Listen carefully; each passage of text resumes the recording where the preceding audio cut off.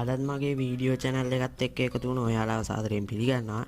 ඉතින් අද මම ඔයාලට අරගෙන ආවා ෆිෂ් කැරින් වීඩියෝ එකක්. අද මම මේ වීඩියෝ එකෙන් කතා කරන්නේ විශේෂයෙන් නිර්වාණ මාළු හදන අයට සහ හදන්න ඉන්න අයට ගොඩක් වැදගත් දෙයක් ගැන. ඒ තමයි මේ නිර්වාණ මාළු ඉක්මනට ලොකු කරගන්න එක.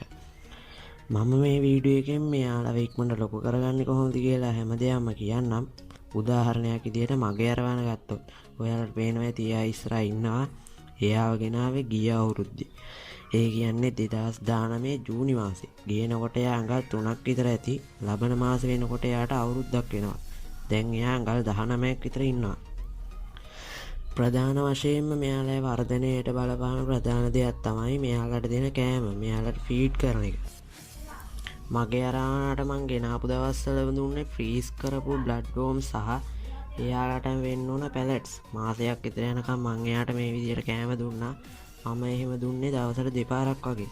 ඒත් එන්න ලොකු වෙද්දි මං ඒක දවසට එකපාරක් විදිහට සීමා කළා. මම මස් වගේ කෑම දෙන්න කියේ නෑ. මොකද මෙයා පොඩි කෑම හිර කරගන්න තියෙන ඉඩකඩ වැඩි නිසා. මෙයාලට මේ පැරට්ස් දෙන එක ගොඩක් හොඳයි. මොකද ඒවා මෙයාලටම විශේෂ විදිහට හදලා තියෙන නිසා ලෙඩ රෝග හැදෙන්න තියෙන අවස්ථාවත් ගොඩක් අඩු නිසා. ඒ වගේ අඩංගු වෙන්න ඕනේ හැම නියුට්‍රිෂන් එකක්ම අඩංගු වෙන නිසා. නමුත් ලොකු වෙද්දි මෙයාලට ඉස්සෝ කුකුල් මස් වගේ කෑම දෙන්න පුරුදු කරගත්තට ප්‍රශ්නයක් නැහැ. ඒ වුණත් එකම කෑම එක දිගට නොදෙන්නත් වග බලා ගන්න ඕනේ. මොකද මෙයාලා එකම කෑම කනකොට ටික කාලයක් යද්දී යාලා ඒවට අකමැති වෙන නිසා. ඔයාලට පුළුවන් නම් මෙයාට සති දෙකකට එකපාරක්වත් කැරපොත්තෝ කන්න දෙන්න පුළුවන් නම්. ගොඩක් නෙමෙයි. පොඩි එක්කෙනෙක් දෙන්නෙක් වගේ කන්න දෙන්න පුළුවන් නම් මෙයාලගේ වරල් වල පාට ලස්සනට තියාගන්න පුළුවන්. තව කියන්න ඕන දෙයක් තමයි ඕනෑමට වැඩිය ලයිව් ෆීඩ් කරන්න යන්න එපා කියන එක. මොකද ඒ සත්තුන්ට මොනවා හරි ලෙඩක් තිබුණොත් ඒක ඇරවාන මාළුවටත් බලපානවා. තව පණු රෝග වගේ දේවල් හැදෙන්න තියෙන අවස්ථාවත් වැඩි. ඒක නිසා ලයිව් ෆීඩින් ගැන නම් ඕනෑමට වඩා හිතන්න යන්න එපා. අනිත් මේ දේ තමයි වෝටර් ක්වොලිටි එක. වෝටර් ක්වොලිටි එකත් මෙයාලගේ වර්ධනයට ගොඩක් බලපානවා. මෙයාලට ලෙඩ රෝග හැදෙන්නේ නැති වෙන්නත් ඒක ගොඩක් බලපානවා. මම මෙතෙන්දි ලෙඩ රෝග ගැන කතා කරන්න යන්නේ. මොකද අරවන්නලට හැදෙන ලෙඩ සහ ඒවට විසඳුම් ගැන වීඩියෝ එකක් මම කලින් කරලා තියෙනවා. ඒ වීඩියෝ එක බැලුවේ නැත්නම් මම පහළ ලින්ක් එකේ ඩිස්ක්‍රිප්ෂන් එකේ ලින්ක් එක දාලා තියන්නම්. ඔයාලට ඒ වීඩියෝ එකක් බලන්න පුළුවන්.